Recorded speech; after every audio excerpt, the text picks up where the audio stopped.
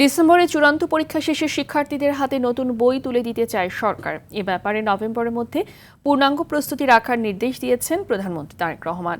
সকালে সচিবালয়ে প্রধানমন্ত্রীর সঙ্গে পাঠ্যপুস্তক প্রকাশ কার্যক্রমের অগ্রগতি পর্যালোচনা সংক্রান্ত সভা শেষে গণমাধ্যমকে এই কথা জানিয়েছেন শিক্ষামন্ত্রী আ.ন.ম এহসানুল হক মিলন। তিনি জানান, ছাপাখানার চ্যালেঞ্জ বিষয়ক ইস্যুতে প্রস্তুত আছে সরকার। টেন্ডার প্রক্রিয়া চলমান আছে জানিয়ে মন্ত্রী বলেন, দ্রুত বই ছাপানোর কাজ শুরু করতে আগস্টের শুরুতেই কার্যাদেশ দেয়া হবে।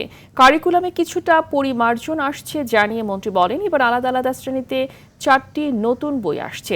আরেক প্রশ্নের উত্তরে ভাষা শিক্ষা বিষয়টিতে শিক্ষক নিয়োগ চ্যালেঞ্জিং বলে মন্তব্য করেন শিক্ষামন্ত্রী। আমরা আশা করছি যে ডিসেম্বরের যে ফাইনাল এক্সাম হবে তখনই তাদের হাতে আমরা বইগুলি পৌঁছে দেব।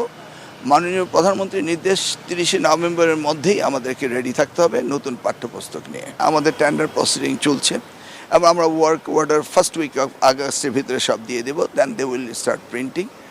আর এই বিষয়ে যা তদারকি করার দরকার রয়েছে তা আমাদের মন্ত্রণালয়ের টিম রয়েছে, এনসিটিভি রয়েছে এবং আমরা সম্পূর্ণ প্রস্তুত আগামী দিনে সুন্দরভাবে বই দেওয়ার জন্য।